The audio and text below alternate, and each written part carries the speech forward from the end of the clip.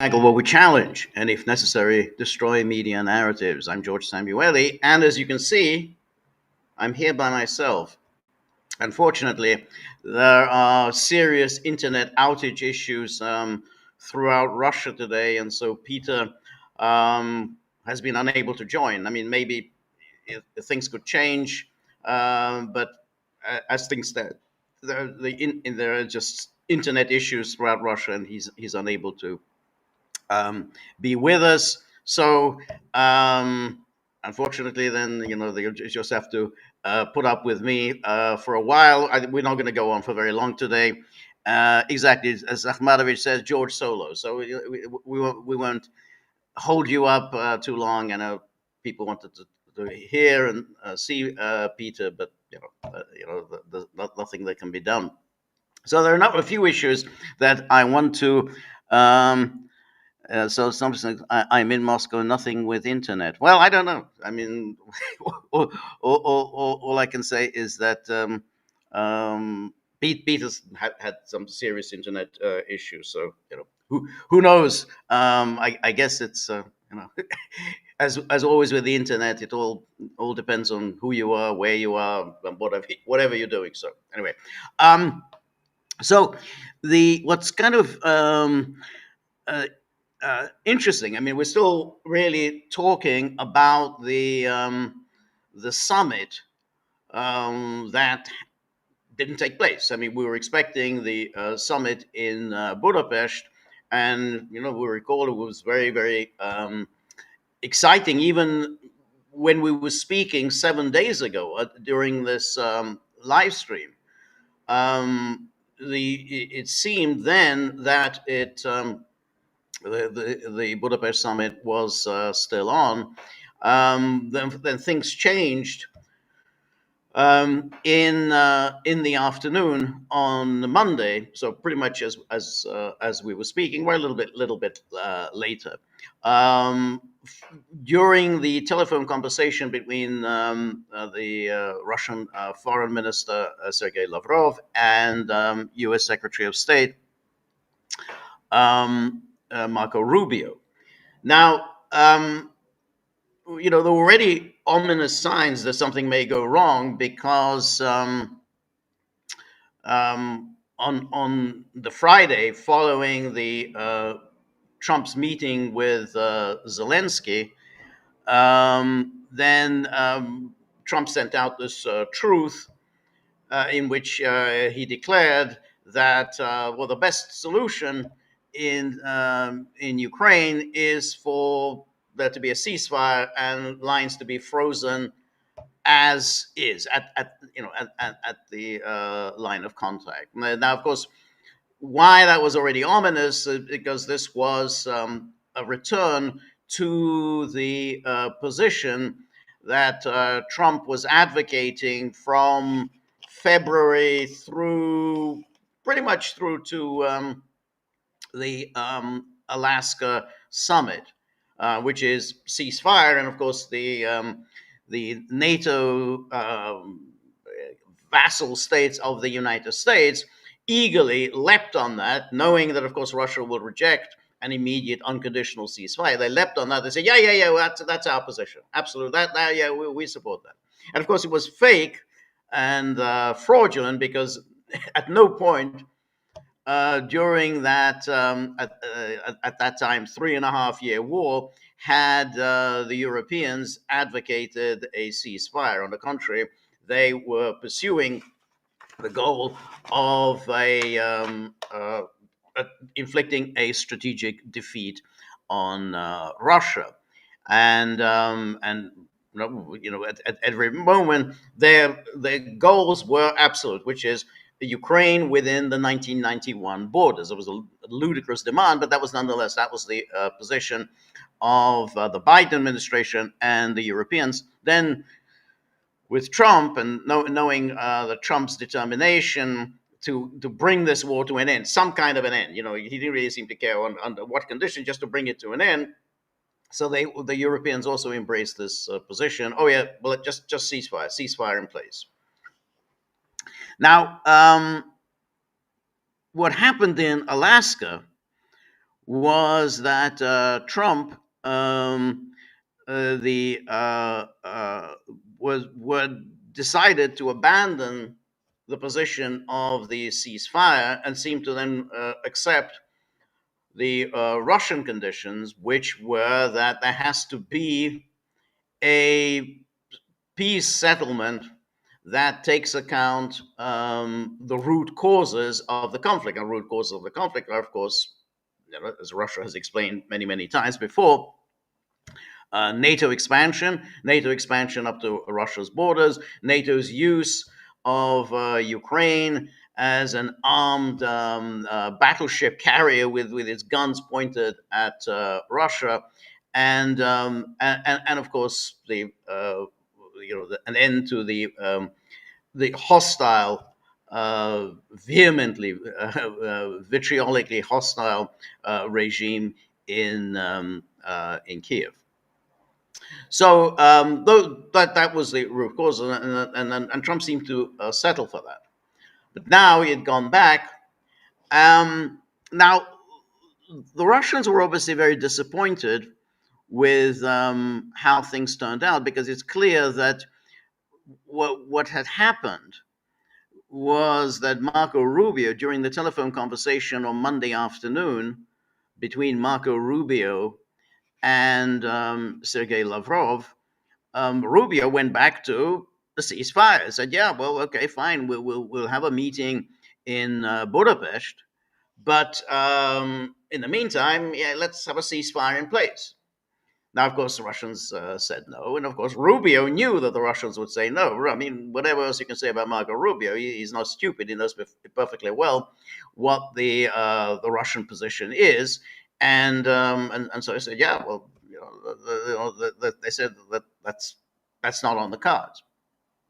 So that, of course, led to this somewhat frosty telephone conversation between Rubio and Lavrov, and the purported meeting that was to take place between the two foreign ministers prior to the Budapest summit. Basically, that just wasn't going to happen. It was clear at the end of that phone conversation that there was going to be no in-person meeting. And then, of course, Trump announced the next day that he wasn't going to bother to go to Budapest. He said it was just going to be a waste of my time. And then on Thursday, the Trump administration announced the sanctions, the first sanctions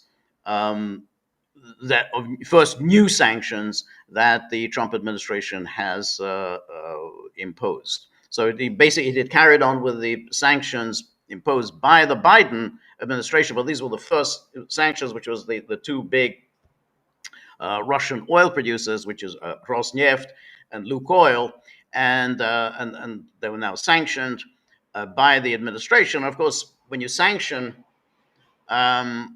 oil companies, and of course you're also sanctioning all who deal with those oil companies, and that means that the sanction applies to refineries in India and China. It applies to traders, applies to any insurance companies that deal with them. So it's the sanction, if it's applied seriously, is quite a big deal.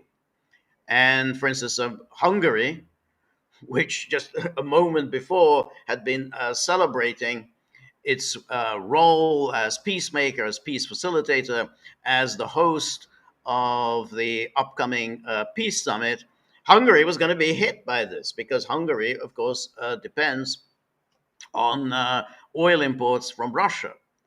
And so, Viktor Orban, Trump's supposed political ally, was suddenly in trouble, because now is facing sanctions, because there's just no way that Hungary can eliminate its dependence on oil imports from Russia.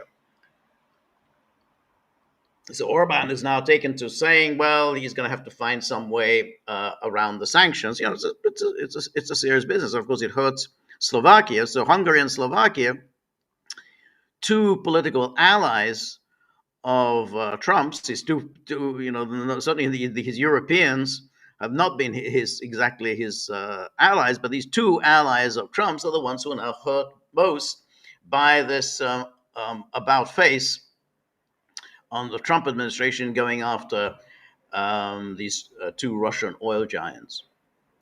Now, Sergei Lavrov has given a very interesting interview to a Hungarian news outlet in which he discusses what actually happened in these diplomatic maneuverings. Now, it's important to keep in mind that the Russians do seem to be infinitely patient and are still, even at this moment, insisting that maybe they can still work with the Trump administration. So the Russians are still committed to the idea that they can separate the United States from the Europeans. I think it's a fool's errand. I think many people have tried it. The Soviet Union tried it. It's not going to work. The Soviet Union the United States and its European NATO allies are joined at the hip. That you're not going to separate them. There's just too much vested interest on both sides to keep this NATO show on the road.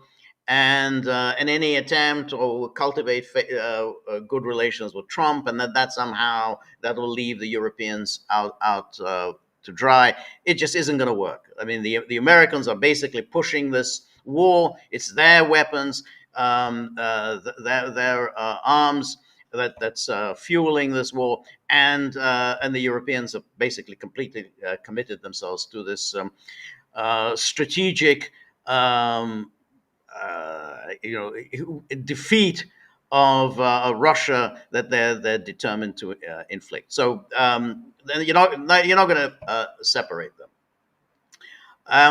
Now, because just going back to the Soviet Union, we have to keep in mind that back then, the Soviet plan was to separate the Europeans from the Americans because the Soviets believed that the Europeans would be more conciliatory and would be more interested in maintaining good working relations with the Soviet Union because, again, the gas pipelines and Germany's dependence on gas imports from the Soviet Union, and of course, Germany's particular situation whereby it wanted to maintain all kinds of contacts with East Germany, family contacts, social contacts, all of the, so because and the key to that, if they want to have normalized relations with East Germany, then the key to that lay in Moscow. And the Germans realized this, and that's why the Germans, kind of separated themselves somewhat from the position of the U.S. administrations. But that goal that the Soviet Union had hoped for, that essentially to break NATO up, to have Europeans that would want to placate the Soviet Union, that goal failed.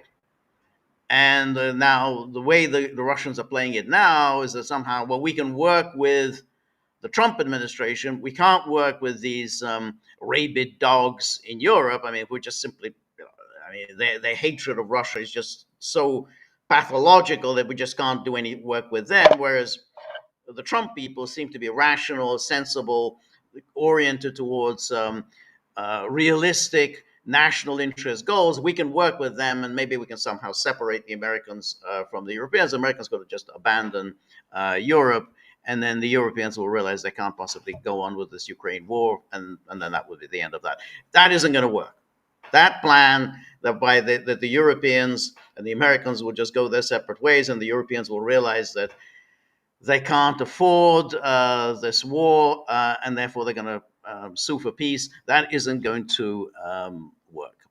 But nonetheless, the Russians, are still committed to this project. So let's listen first of all to a little bit of this interview that Lavrov gave I think about a day or so ago to this Hungarian media outlet, and let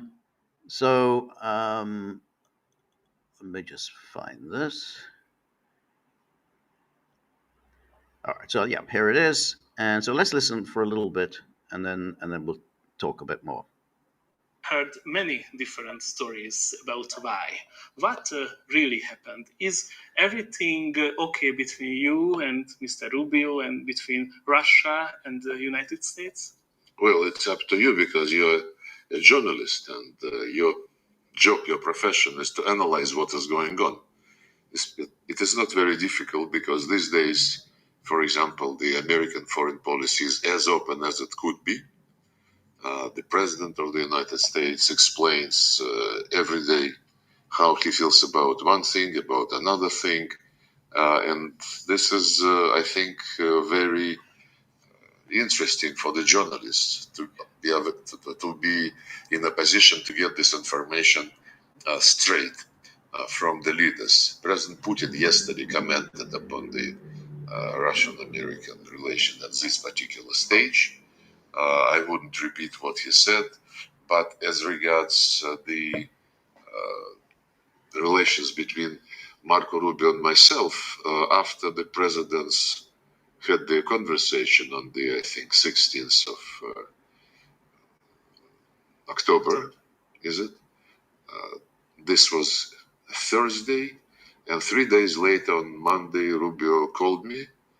We had a conversation, very specific, where I reconfirmed our full adherence to what was discussed in Alaska and to what understandings, clear understandings, the presidents reached at that time.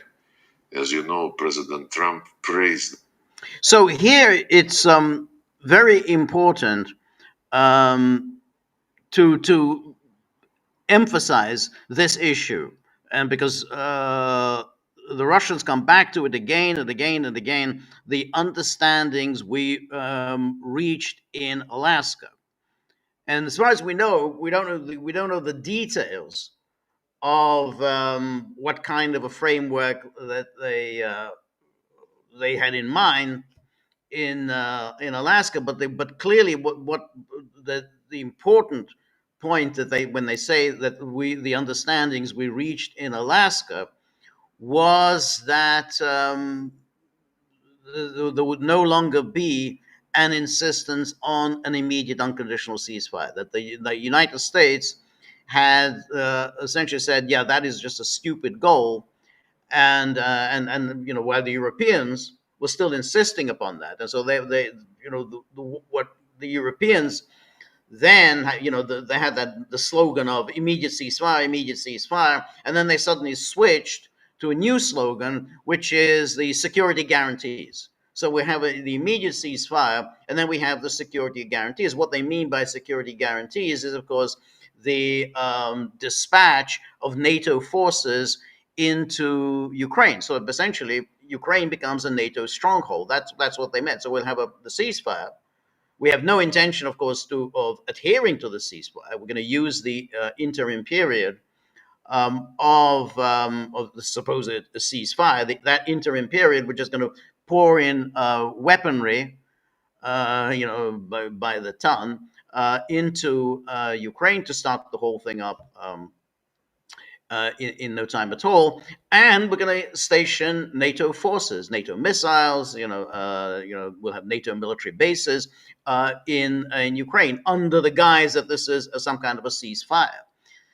So that was the European plan, and that's why when Trump seemed to say, "Yeah, I don't think that's a great idea," for the Russians, they said, "Well, this is fantastic. America's now abandoning this European project, and this is why they're kind of disappointed that Trump has gone back to this ceasefire idea, which is just simply is a non-starter."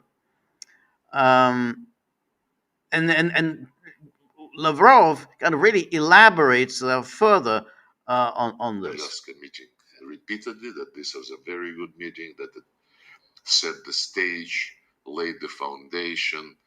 He said there are a few issues to be fine-tuned, but this could be done easily.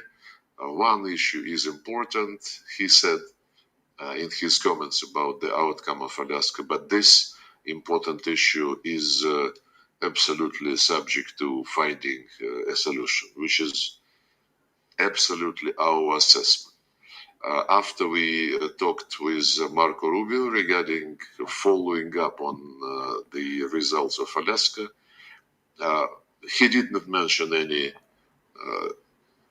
new meetings or conversations, and I did not raise the issue because the entire initiative was coming from the United States, and I thought we would be ready to move as the Americans feel comfortable for themselves.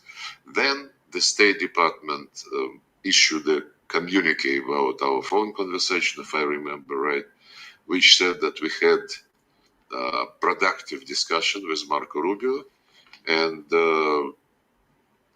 at this stage there is no need in a personal meeting between the Secretary of State and the Foreign Minister of Russia.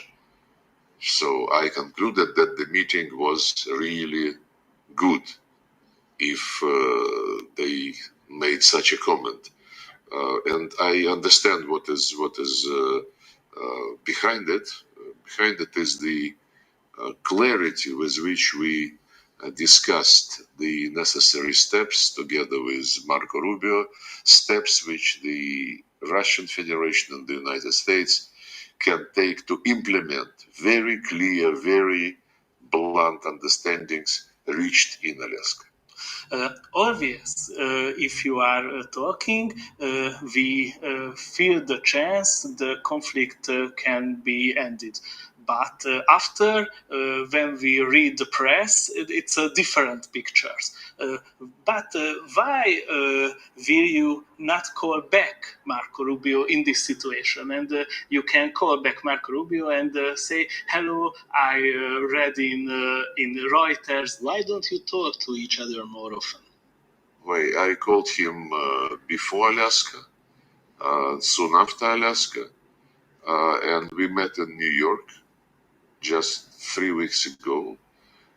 And as I said, the initiative to have this look, President Putin came to Alaska with the agenda which had been brought to Moscow by Stephen Witkoff few days before that. Okay, so you can see here that he is still preoccupied with Alaska, and he's here suggesting that that there was an understanding with Witkoff. Now, that of course involves those territorial issues. Now, Russia's not really spoken out at all about the territorial issues, and Lavrov himself never talks about that. During this kind of lengthy interview that he's given to this Hungarian, Lavrov focuses much more on the human rights aspect, which is kind of interesting. The human rights aspect that Russia cannot allow Ukraine to remain within its 1991 borders. That's why Ukraine. It's impossible for Ukraine to be within its 1991 borders, because then there would be minorities, very substantial minorities, especially Russian speakers, who would be persecuted and oppressed. And so he's saying that's an interesting argument. But this is Lavrov always emphasizes that human rights aspect. He talks much less about security of Russia, but that we cannot abandon Russian nationals, Russian language speakers to the what he calls the Nazi regime in Kiev. So that he emphasizes this repeatedly in the interview, and so that may well have been the issues that they had discussed with Witkoff prior to that. Now, there were all sorts of speculations about that Ukraine would have to withdraw from the Donbass, um, but in Kherson and Zaporozhye, there may be a ceasefire in place. The Russians might accept a ceasefire in place. We don't know. That's never been spelled out by the Russians or to the Americans. This is all really speculations that in the media. So we don't know exactly what was discussed with Witkoff.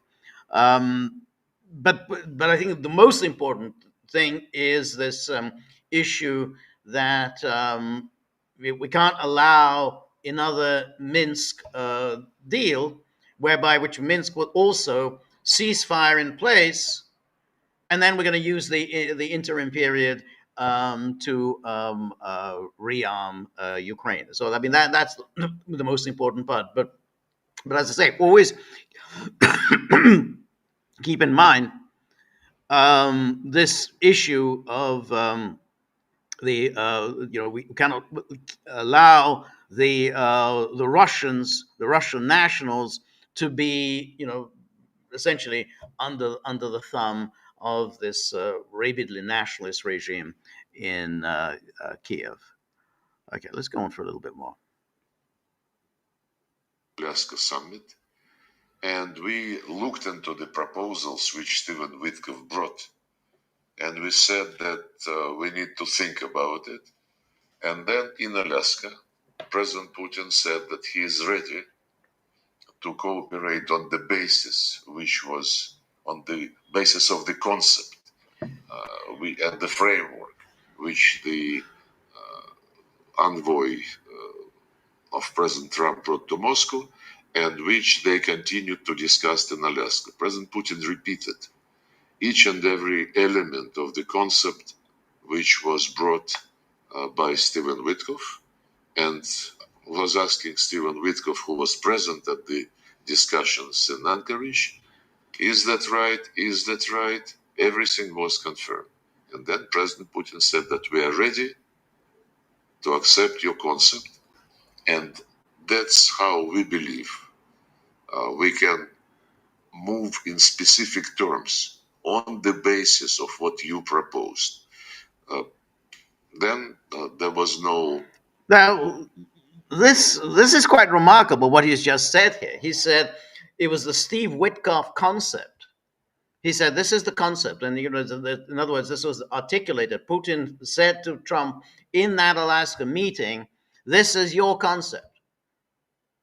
And he says Witkoff was sitting there in that room in Anchorage, and then Putin kept saying, "Is this it? Is this part of the concept?" And Witkoff kept saying, "Yes, it is." Now, again, we can just speculate what exactly was in the concept. But given all the media reports, I mean, it may well be that the concept was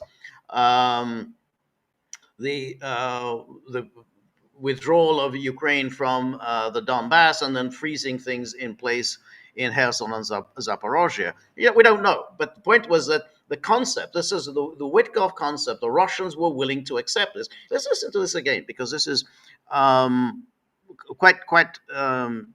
really quite extraordinary what he just said. Let's go back and listen to this again.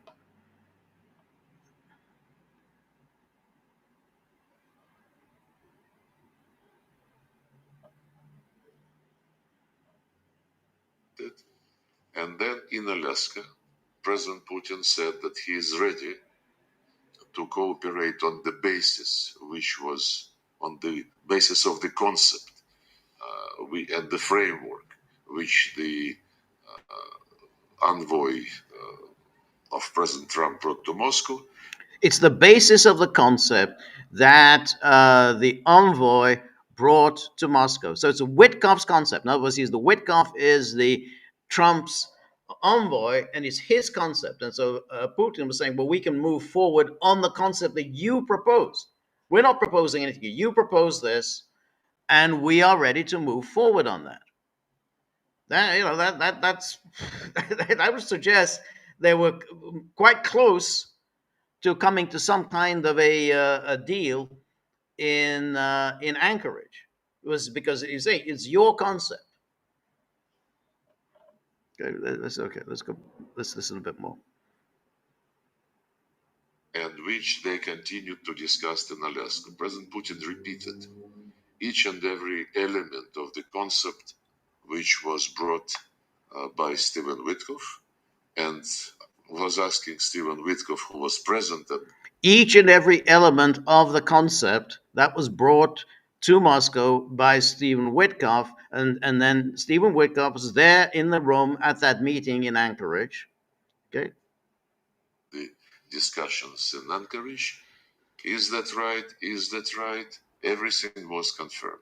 Is that right? Is that right? Everything was confirmed. So in other words, Putin turned to Trump and said, "This is your concept.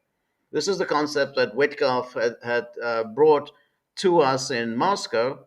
I'm not making anything up." And he said, "Is that right? Is that right?" And then Witkoff said, "Yeah, that's exactly it. That was the concept that I brought to Moscow." And Putin said, "Yeah, we are ready to move forward on the basis of that concept." And then President Putin said that we are ready to accept your concept, and that's how we believe we can move in specific terms on the basis of what you proposed. Then there was no direct response. They agreed that they should take some time to think about it. President Trump said he needs to talk to his allies, who, as you remember, came to Washington next day. Zelensky was brought with them. And President Putin, of course, briefed his allies, our neighbors, and strategic partners. Then there was no, so the ball was there on the side of the Americans, who proposed something which we eventually were ready to accept. And So say, there it is. There it is. The Americans proposed something that we were ready to accept. So that was an Anchorage and said, "Yeah, we've got something here. You proposed this. Witkoff came as your envoy to Moscow. This was the concept," and said, "Yeah, we can move forward on the basis of that concept." And then, and therefore, that was the understanding that they reached in Anchorage. And so, therefore, if you go back to what was it that Trump said after the meeting in Alaska. Let's take a little bit now. Sorry. Let's go back. So let me. Okay. So I want to show you what Trump actually said. There was, if you recall, there was the news conference. It was quite a short news conference after that meeting, and Trump seemed quite upbeat. So here is, you remember, Putin spoke first, and then Trump spoke, and he says, "Thank you very much, Mr. President. That was very profound. And I will say that I believe we had a very productive meeting. There were many, many points that we agreed on, most of them. I would say a couple of big ones that we haven't quite gotten there, but we've made some headway. So there's no deal until there's a deal." So he says here, there were many, many points that we agreed on, most of them, I would say a couple of big ones that we haven't quite gotten there, but we've made some headway. I will call up NATO in a little while. I will call up the various people that I think are appropriate, and I'll, of course, call up President Zelensky and tell him about today's meeting. It's ultimately up to them. They're going to have to agree with what Marco and Steve and some of the great people from the Trump administration who've come here, Scott and John Ratcliffe, thank you very much, but we have some of our really great readers and so on. And then Trump comes back and says, we really made some great progress today. I've always had a fantastic relationship with President Putin, with Vladimir. We had many, many tough meetings, good meetings. We were interfered with by the Russia hoax.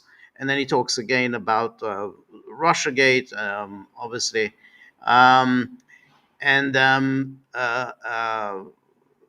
then he comes back after he's finished with the Russia gate stuff.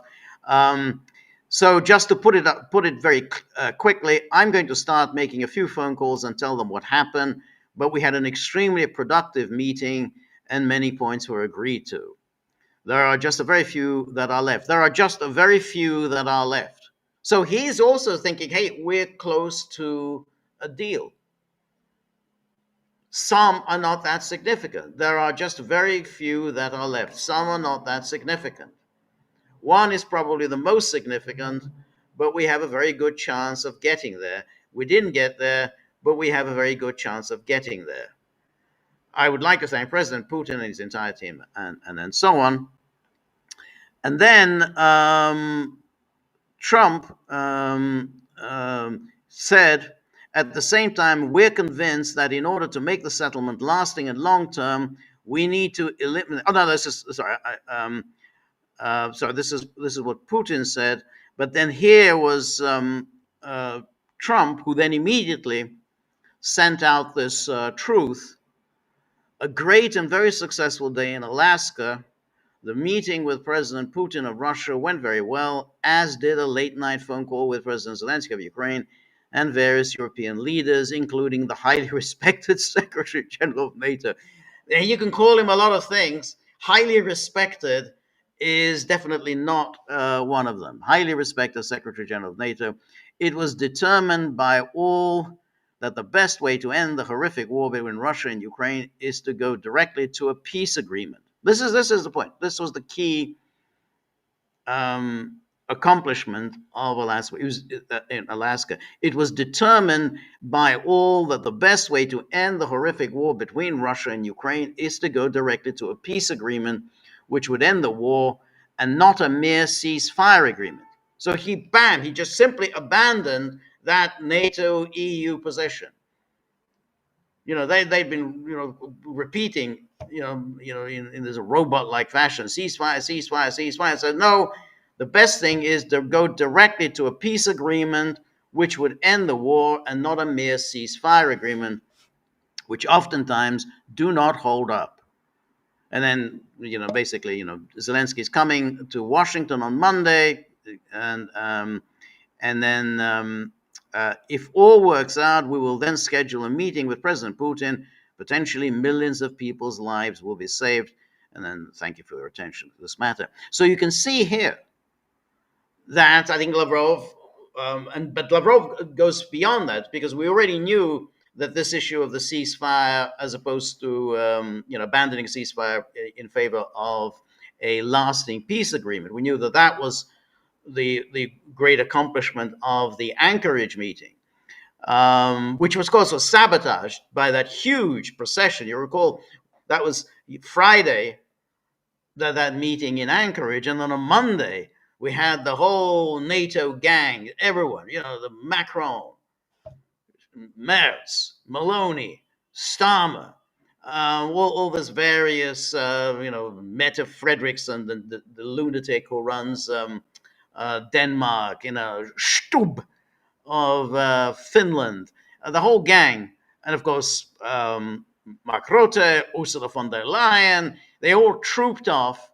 along with Zelensky and saying we don't want any kind of a deal, no deal at all.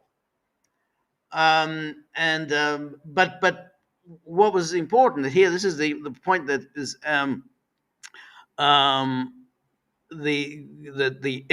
what the emphasis here in what Lavrov says is, it went beyond that. That was the framework for an agreement. He said this was the framework put forward by you, by your envoy, and we were prepared to go with that. So that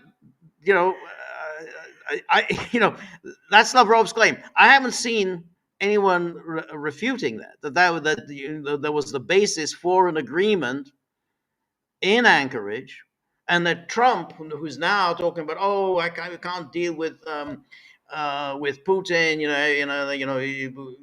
every time I have a nice conversation with him, he goes and kills people, he's throwing bullshit at us, and all this talk.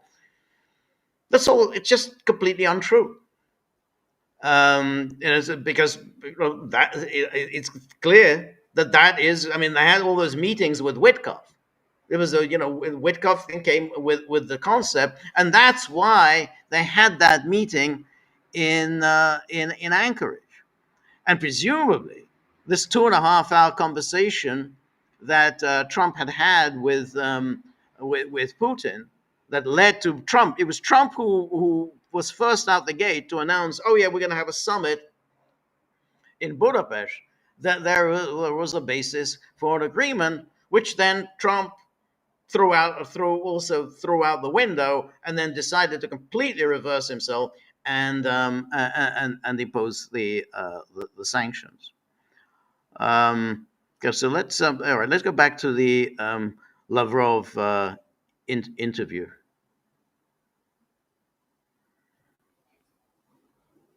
In New York, I reminded Marco Rubio about this sequence of events. He said, yes, we are still considering, we are trying, we are interested.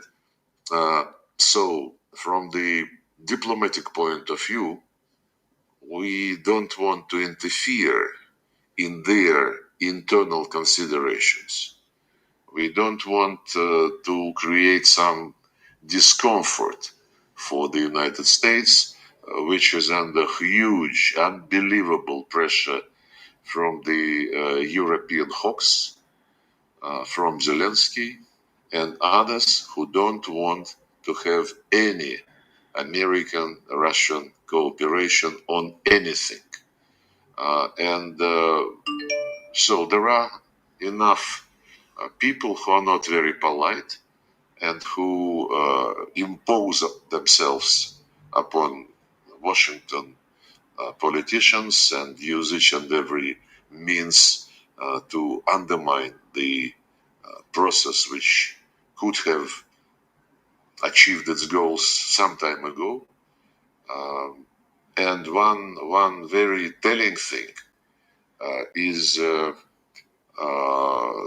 they're trying to push President Trump from the logic which he repeatedly presented in the past, and I will quote a couple of his statements regarding how this crisis should be resolved.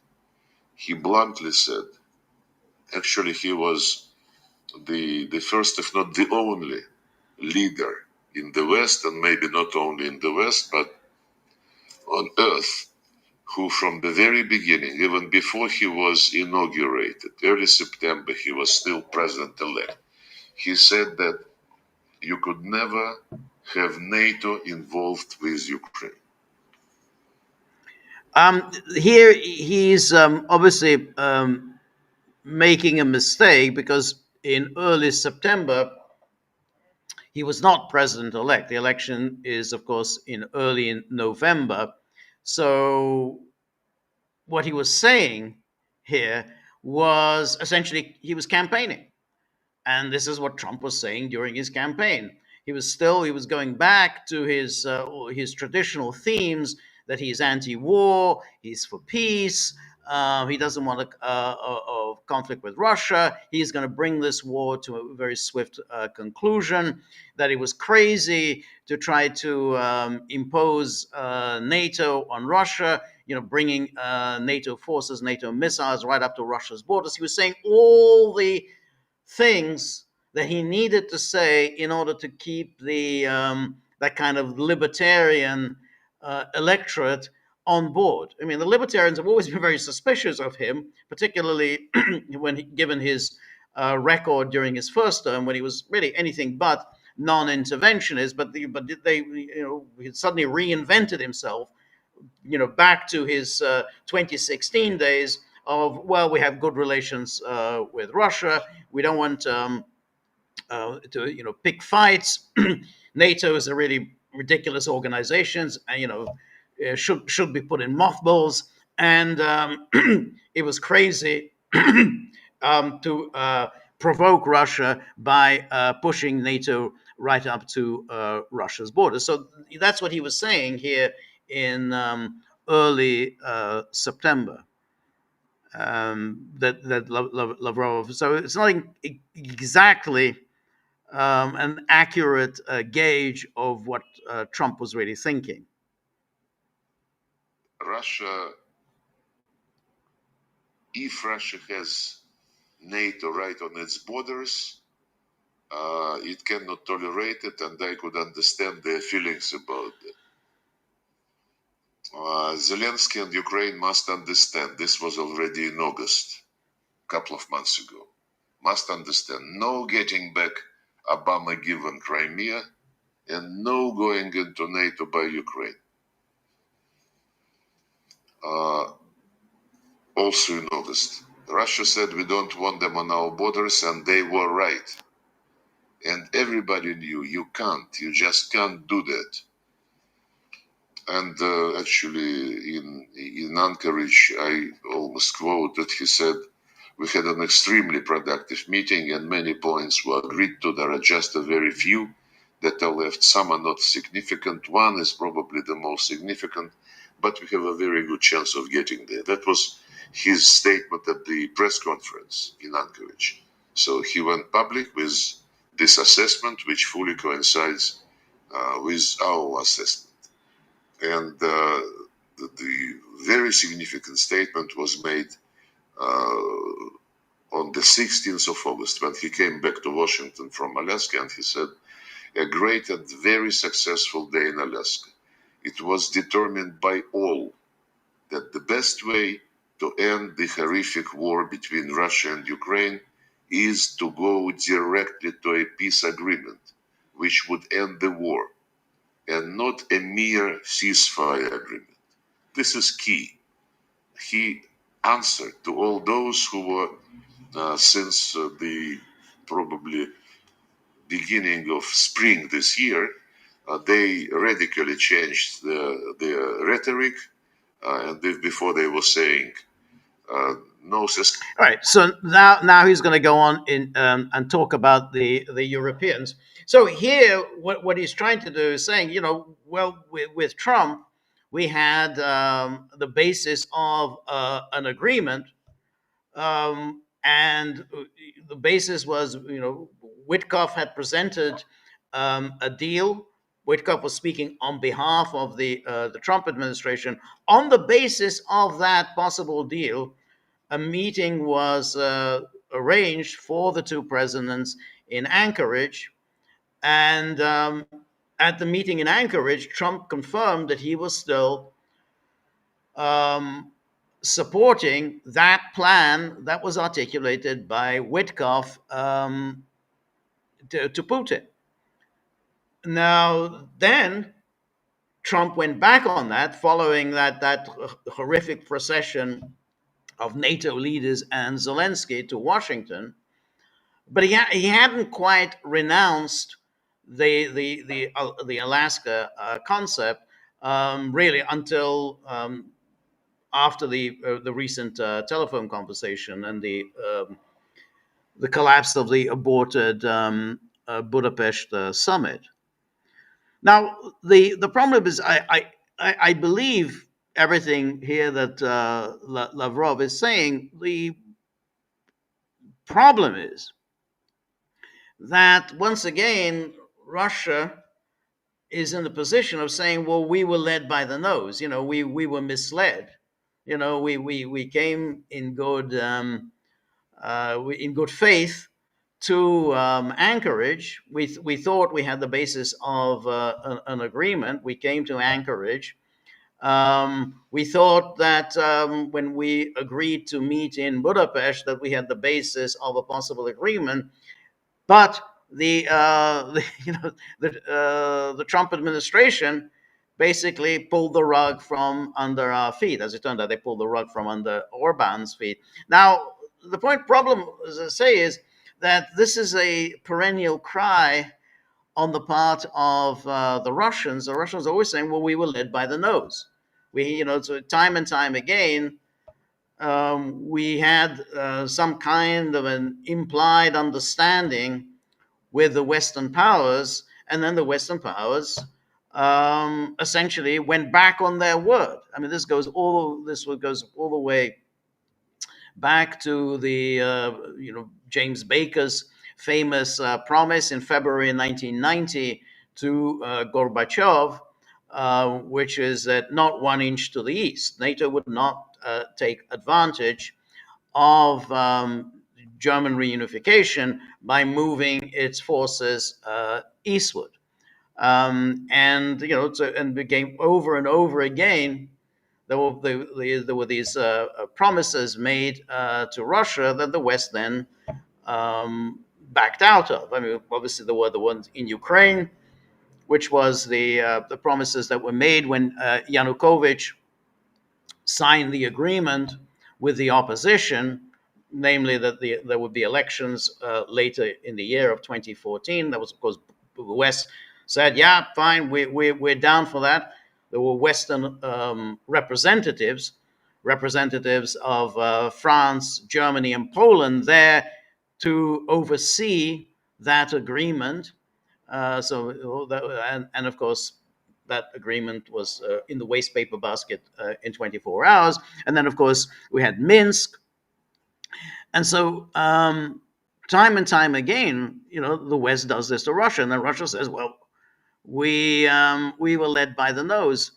And the problem is, well, how long can you go on being led by the nose? I mean, they chose to believe that Trump was somehow going to abandon America's NATO partners. Trump was going to somehow abandon Zelensky and work something out with Russia. It was always unlikely. I mean, one could obviously hope that would happen, but it was unlikely that it was going to happen. And so we go through this time and time again, in which Russia rightly and reasonably says, "Look, this is what happened in these meetings." I mean, and then basically the West went back on its word. And this, of course, goes back to the Istanbul Agreement in the spring of 2022. So now we got a new source of disappointment for Russia by saying, "Well, we basically had an understanding with Trump leading up to the Alaska summit, and then Trump just went back on his word." And I think we're going to hear a lot more along these lines about what happened to the Anchorage agreement, and just like, well, what happened to Minsk. And in fact, Lavrov goes back to Minsk, and it's understandable. I mean, I think the Russians are absolutely right to be upset about Minsk, because the Western leaders, as Hollande, who was president of France at the time, Angela Merkel, chancellor of Germany at the time, have openly said that they had no intention of implementing the Minsk Accords. It was just a ceasefire in place. They're going to use the ceasefire in order to strengthen Ukraine. I mean, they said that's what we were doing. So why would the Russians now think that any ceasefire would not have exactly the same outcome?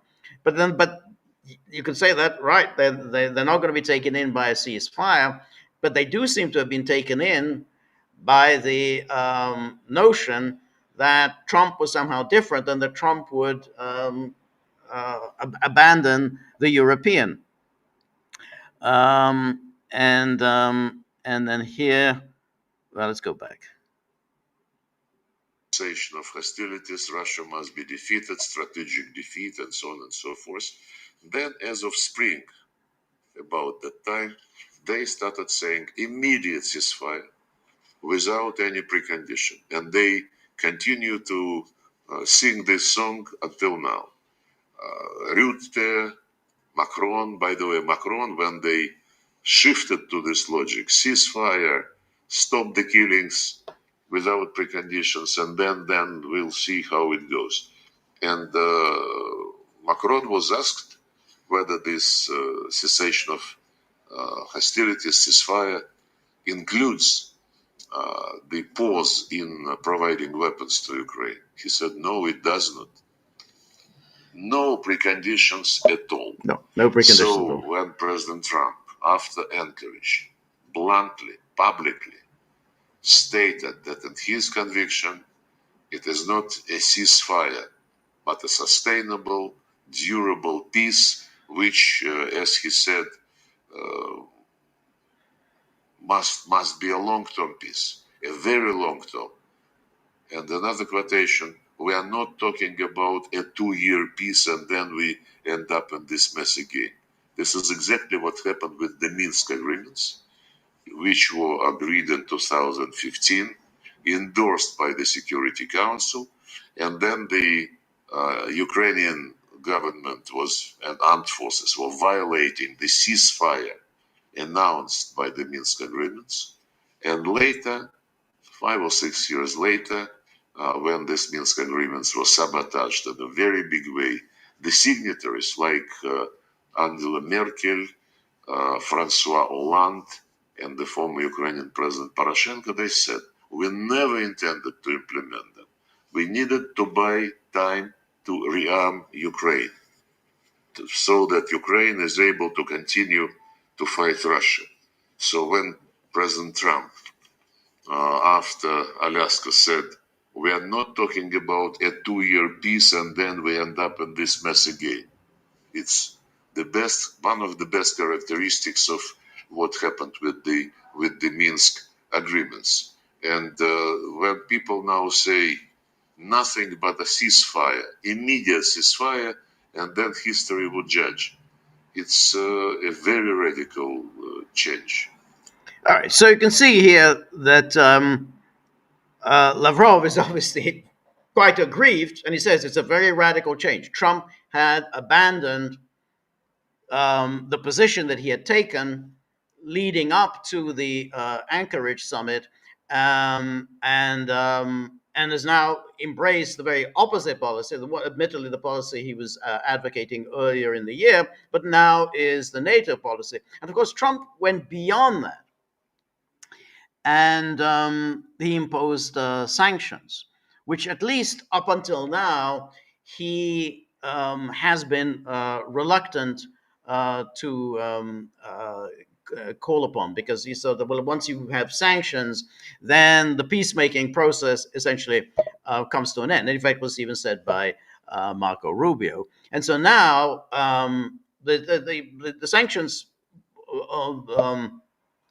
on these oil giants, Rosneft and Lukoil, are potentially quite serious. I mean, they do have serious implications for Russia, because if the Americans really press hard for their implementation, then that it is going to cause problems for Russia. I mean, they're not going to alter Russian policy. I mean, that isn't going to happen. Russia's going to continue with doing what it's doing. I mean, that's just no country just simply changes its policy because of sanctions or because of outside pressure. Putin said that the other day, and of course that is true. Right? Russia won't alter its policy, but it could cause hardship on Russia. I mean, if they start moving against oil refinery companies in India and China, those companies are going to have to make a decision whether they want to continue working with Russian oil or want to continue working with the Americans. So that's why it's potentially a problem for Russia. But that's we can talk about that another time. The point here, though, is that it's going to be very hard to see how Trump can now reverse this policy, because once sanctions are in place, they are in place. I mean, they're not going to be lifted, and particularly as the sanctions are this brainchild of this Treasury Secretary Scott Bessent. Now, of course, Scott Bessent, as you know, is a Soros man. I mean, he made his career working for George Soros's hedge fund, I think the Quantum Fund. I mean, that's where he learned all his tricks of shorting currencies, causing financial meltdowns, and all the things that George Soros was a master of. So Scott Bessent was on the Sunday morning talk shows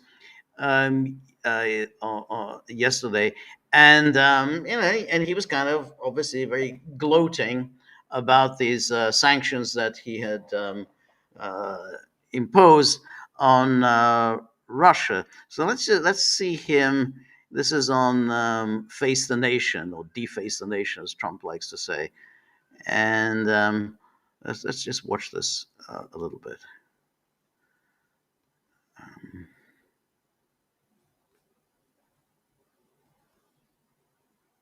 Change. So, But The U.S. sanctioned Russia's top oil and gas companies this past week.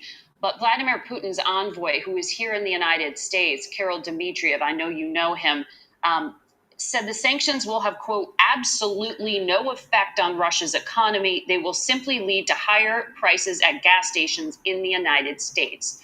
Is Dmitriev wrong? And when will Russia actually feel the pain? Well, I think Russia is going to feel the pain immediately.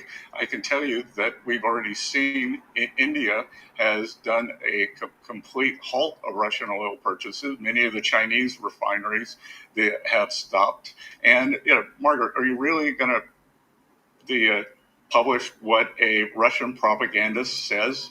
I mean, what else is he going to say? That, it's going to be terrible and it's going to bring Putin to the table?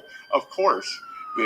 Now, he's talking here about this the Russian propagandist. Now, Dmitriev is, of course, is close to the Kremlin, and he's an American educated. I think he was at Harvard, at Stanford. He worked at a hedge fund, so and he represents the business and financial interests in Russia. He, of course, wants everything to be normalized. I mean, I imagine, he obviously wants Russia to win the war in Ukraine, but that's not really his interest. His main interest is how can we normalize relations between Russia and the United States so that we can all go on making money and go back to the happier days when the Russians like himself were making lots and lots of money. So Dmitriev, he was the one who came up with that wizard idea of building a tunnel linking Alaska to the Russian Federation. That's how he thinks. We can get Russian businessmen, American businessmen together. It's all going to be overseen by Elon Musk and so on. And so Dmitriev, who's he was granted a visa and he's currently in the United States, talking with Steve Witkoff. I don't know what they're going to talk about, but because that whole normalizing economic relations is just now is a non-starter. So whatever Witkoff may want, whatever Dmitriev would want, it's just not going to happen. And Witkoff obviously is now marginalized within the administration. The decisions are not being made by him. They're made by Rubio and here by Bessent. But what's interesting here is Scott Bessent, who I guess the Russians had some hopes on, and particularly they thought that, he worked at a hedge fund, Dmitriev worked at a hedge fund. They would have something to talk about. There would be a meeting of minds. And here is how Besant talks about Dmitriev. He just says, he's a Russian propagandist. What do you care what he says? Yeah, the Russian economy is a wartime economy. Growth is virtually zero. Inflation, I believe, is over 20%. And everything we do is going to bring Putin to the table. It's oil. Everything we do is going to bring Putin to the table. This is the mantra. This is the idiotic mantra. We've heard this now for getting on for almost 4 years. Total drivel. It was repeated by Biden and Biden's people, all the Blinkens and Sullivans, and of course all the NATO clowns, Stoltenberg, Rutte. Macron says it all the time. This is gonna bring Putin to the table. No, it's not gonna bring Putin to the table. That's not gonna work. If you want to bring Putin to the table, then you're gonna have to accommodate Russia's interest, which I think was the idea of the Witkoff concept, which did bring Putin to the table. Putin came to Anchorage. But putting pressure on Russia, that's not going to bring him to the table. And so here is this person who's supposedly so smart. Oh, he worked for Soros. He's a billionaire. And yeah, this is the nonsense that he spouts. It's going to bring him to the negotiating table. That funds the Russian war machine, and I think we can make a substantial dent in his profits. I understood you had some competing noise there, but just to be clear, Dmitriev is in the United States because sanctions were lifted on him to conduct meetings here, including with President Trump's envoy, Steve Witkoff. When you say he's a propagandist, do you mean that we shouldn't listen to anything he says? What do you think is going to happen to him if he goes back home and says the good Lord?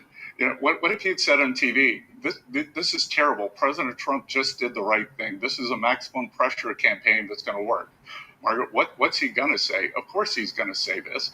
If you go through and look at every Russian talking point, they seem to use the word, we have immunized the economy against this. Well, they haven't immunized the economy. Their oil earnings are down 20% year over year. I would suspect that this could take them down another 20 or 30%. So, again, President Trump was criticized for not doing enough. He takes this bold maneuver, and then you're quoting a Russian propagandist. All right. All right.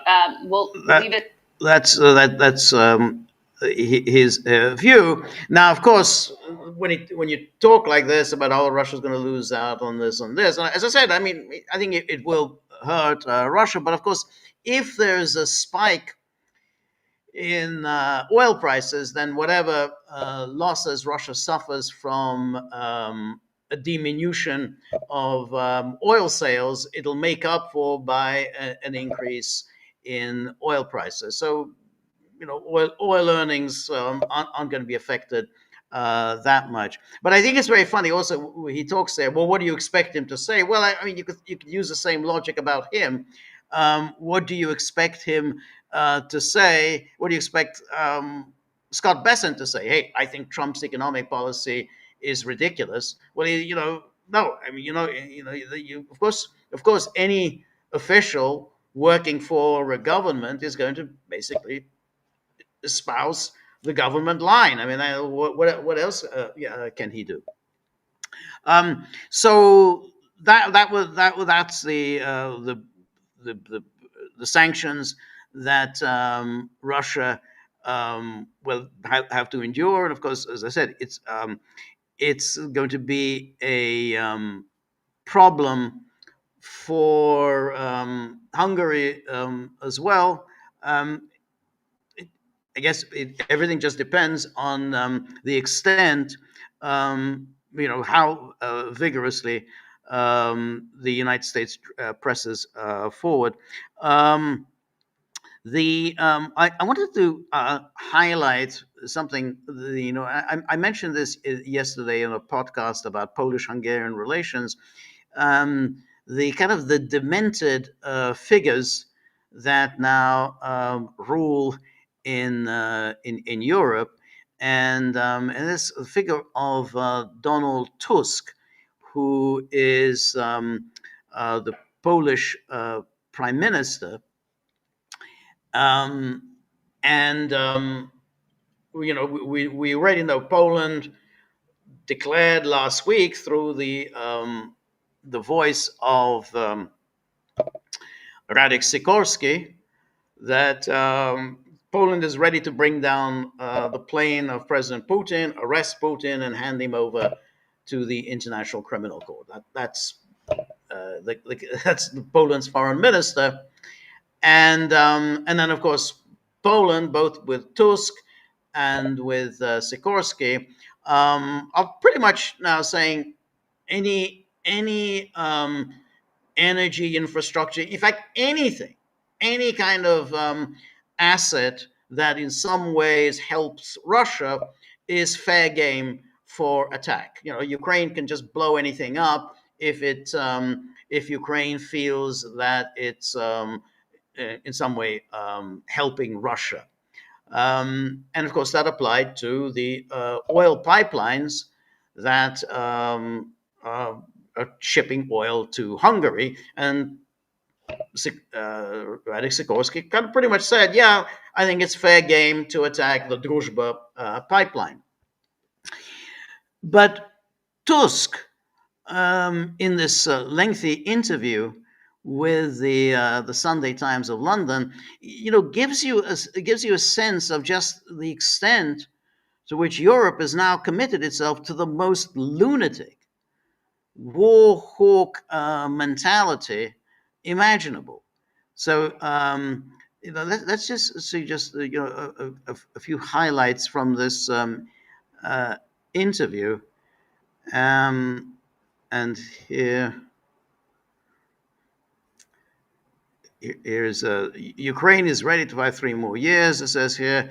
And then here he declares, Tusk said Ukraine had a right to attack Russia-linked targets anywhere in Europe. And then he comes along, and this is where it becomes interesting. He's so filled with a kind of pathological, psychopathic hatred for Russia that it's leading him to hostility towards Great Britain, because Britain apparently just isn't doing enough against Russia. So here he talks about, well, he says the Russians are in trouble economically, and does it mean we can say we are winning? Not at all. They have one big advantage against the West and Europe, especially. They are ready to fight in wartime. This is absolutely the crucial question. You have no chance to win if you are not ready to fight, or at least to sacrifice something. So the reason he says that, not because he respects or likes or admires the Russians, he is berating the British. I mean, he's talking to a British publication here. He's berating the British that they are not willing to do enough against Russia.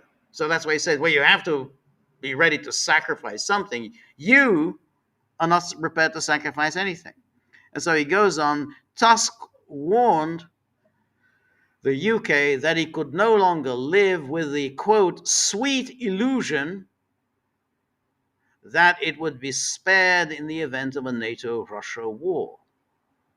He said he had been dismayed by the muted public response in the UK after Sir Keir Starmer disclosed to him during a joint visit to Kiev in May that his former family home in Kentish Town, London, had been targeted in a series of arson attacks allegedly choreographed by Russian intelligence. Or let's just say this again.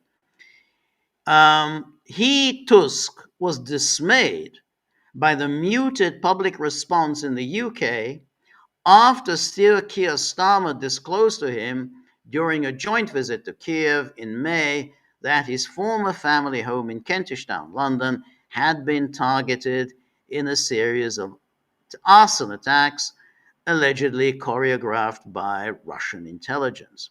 Now, these arson attacks are very, very peculiar. First of all, the alleged culprits are Ukrainians, so that's already very odd.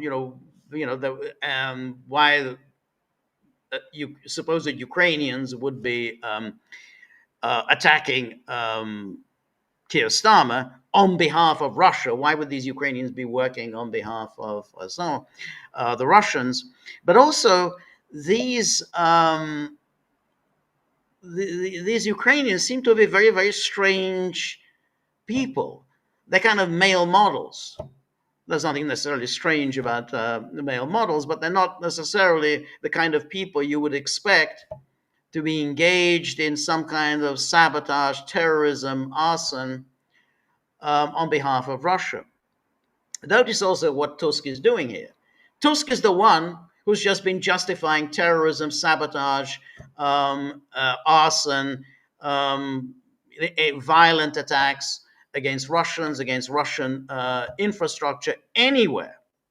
Anything deemed to be Russian property anywhere. He's the one who's justifying. And then he has the nerve to berate the British. Why? Because the British apparently were not buying the story that these Ukrainian male models were firebombing Keir Starmer's homes on behalf of the Kremlin.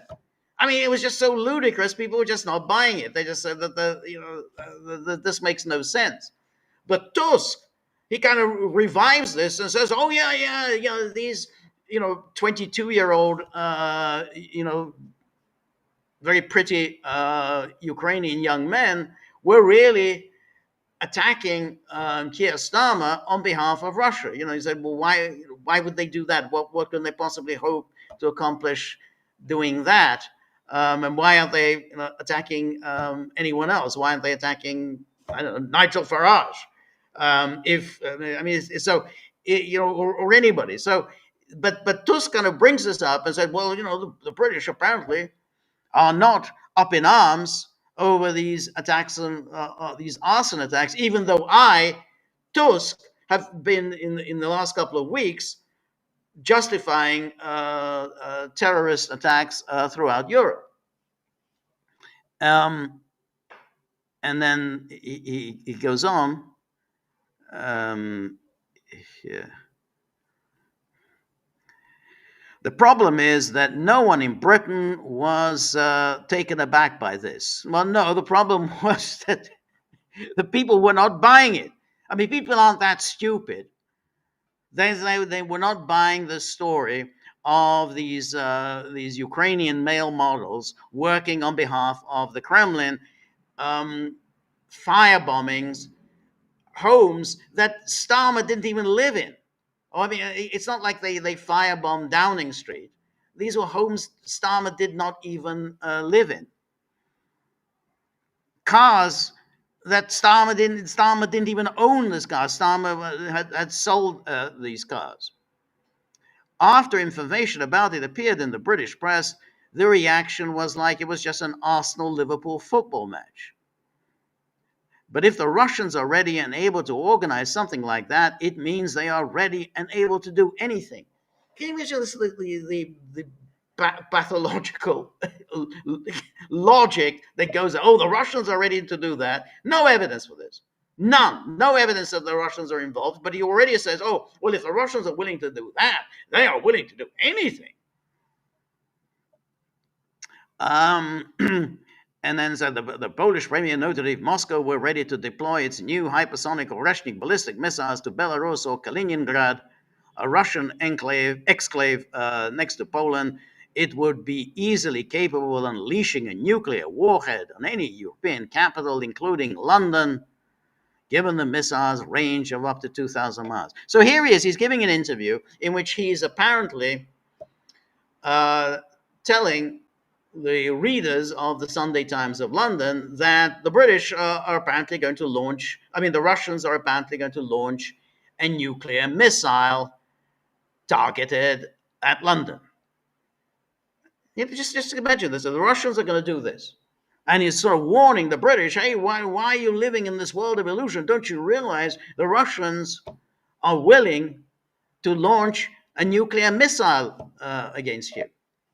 The threat is global and universal, above all because of technology. You and we are both already under massive attack in cyberspace. In Poland, they are ready to destroy the cyber infrastructure underpinning our railways, our hospitals. It could be really painful. This is why you can't live under the sweet illusion that you are too far away from them, that it's not your war, it's just Ukraine or Poland. Now, let's just keep in mind that the chief victim of attacks on infrastructure has been Russia, because it was an attack on the Nord Stream pipeline. This attack on the Nord Stream pipeline, built by private capital, this was not directed by Russia. Russia did not blow up its own pipelines. It was, the Western side, probably the United States, in fact, almost certainly the United States. But Ukraine may quite possibly have been also involved in this.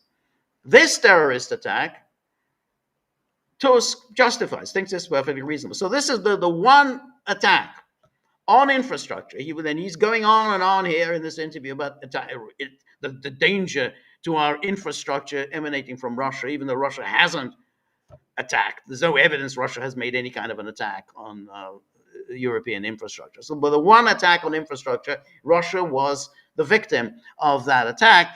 Not only was Russia the victim of that attack, Tusk, is going around justifying it. Like, yeah, fantastic, great, we need to do more of that.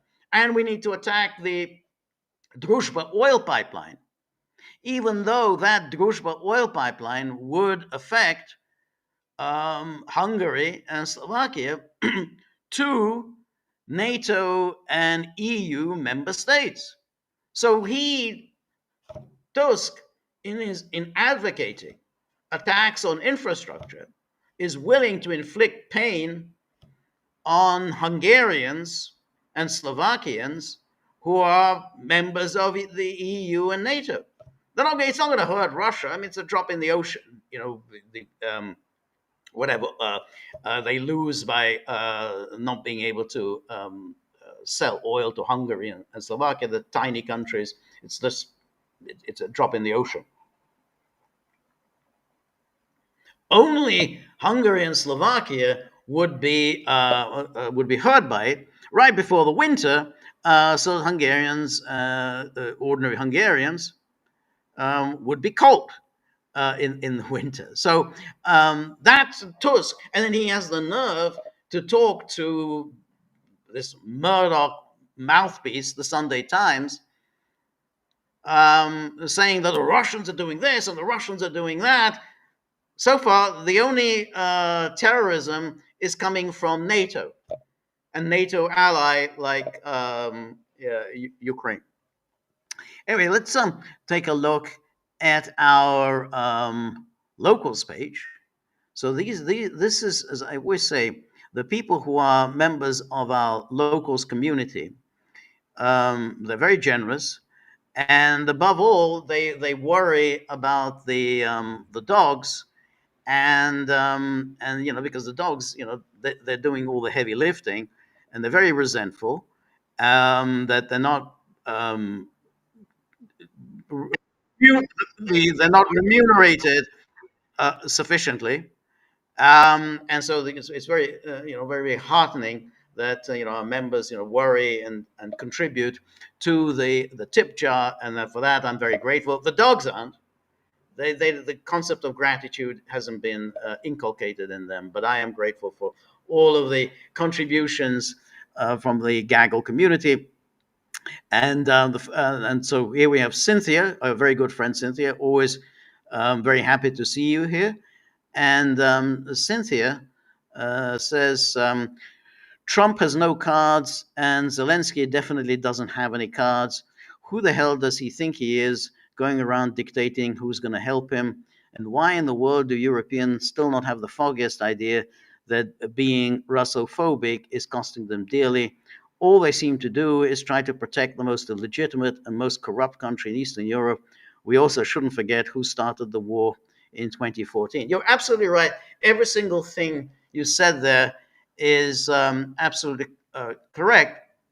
The question then, however, which is what's implied in what you just said is, well, why are the Europeans going ahead and pursuing a policy that is obviously detrimental to European interests, which is one thing, and the second thing is, well, why are they supporting a regime that obviously has no sorry, no democratic legitimacy? It's now going to be 2 years since Zelensky has been ruling illegitimately, since he's had no elections. He's banned political parties, he's banned opposition media, he's persecuted the church, and the policy that he pursues is obviously not supported by Ukrainians.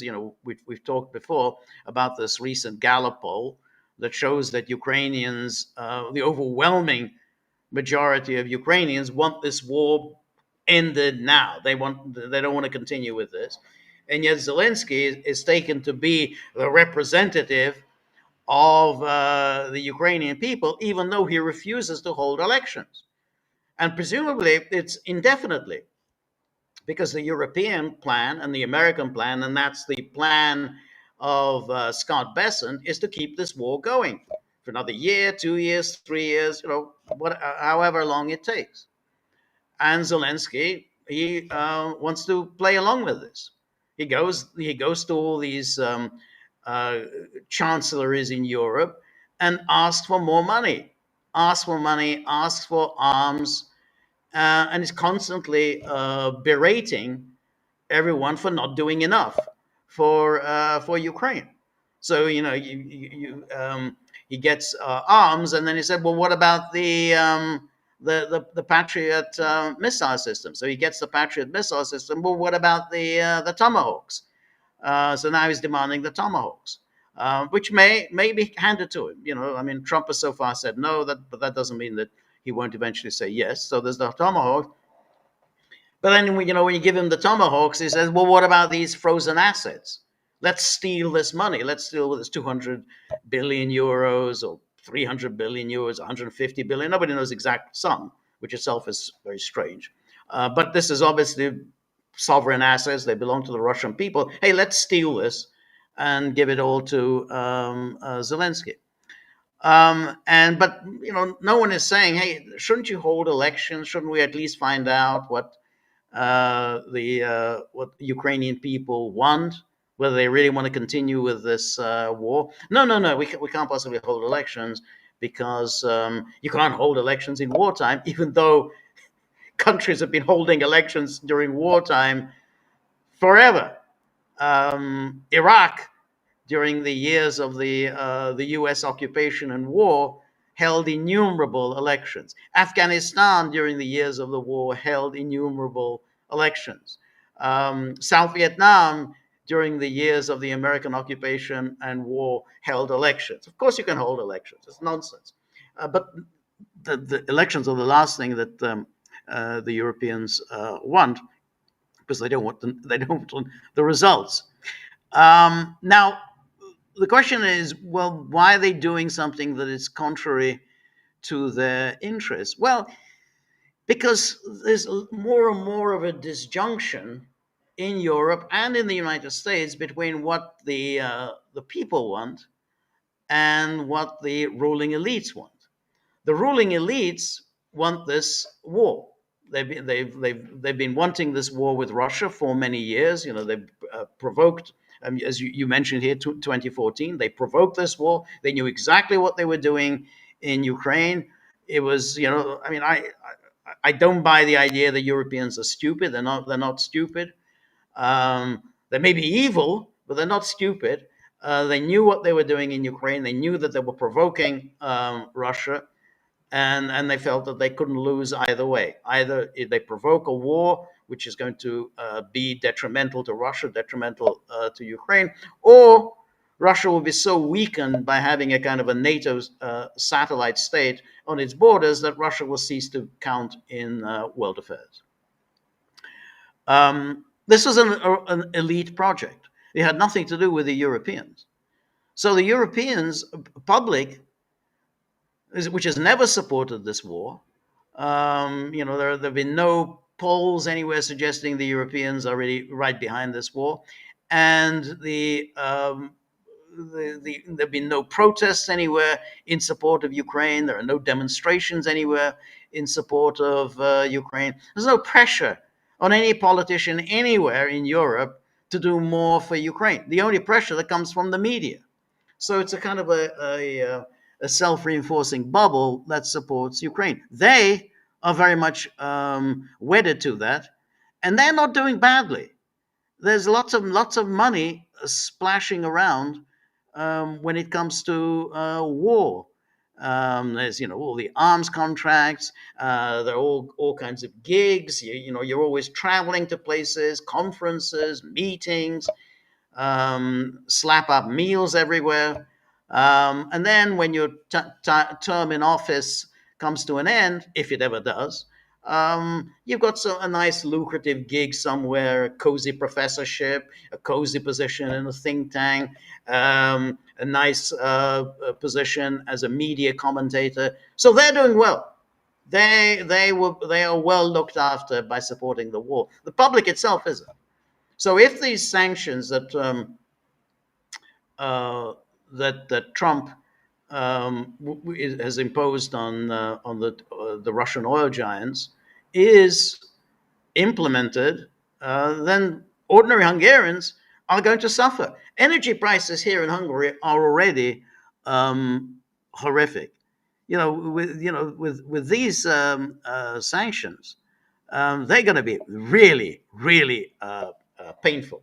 Because if Hungary really decides that we can't import oil from Russia anymore, and we have to rely on this Croatian route, oil prices are going to, double or triple, and energy prices are just going to be completely unaffordable. And then there's going to be a really cold winter for ordinary Hungarians, elderly people. Hungary has an aging population. Like many European countries, a very low fertility rate, so it has an aging population. They're going to get very cold as a result of this. But nobody cares about that. As Annalena Baerbock, the president of the UN General Assembly, said when she was German foreign minister, I don't care about the ordinary Germans. I only care about Ukraine. And that's a position. I only care about Ukraine. Anyway, thank you very much, everybody. My time here is up. I'm very sorry that Peter was unable to join. They had internet issues, which often happen these days in Russia. However, I'm going to be doing my solo tomorrow, and 3 p.m. Eastern. It's because the time has changed. So it's going to be 4 p.m. 4 p.m. Eastern time tomorrow. 4 p.m. Eastern time tomorrow, because the clocks here have changed. Yeah, the clocks here have changed. Yeah, so it's going to be 4 p.m. Eastern time. Please join me. Thank you very much, Cynthia. Really appreciated your question. Cynthia, as I always say, is film scholar, an expert, very, very, very learned person, and we all benefit from her, film scholarship. So that's an added incentive for people to join our locals community, that they get the benefit of our movie nights and the learned commentary that accompanies the movies coming from Cynthia. So thank you, Cynthia, also for your very good, interesting question. So solo tomorrow, 4 p.m. Eastern time, and then next Monday we will be back with Peter. Hope the internet issues will be resolved by then. So until then, all the best. Bye bye. See you soon.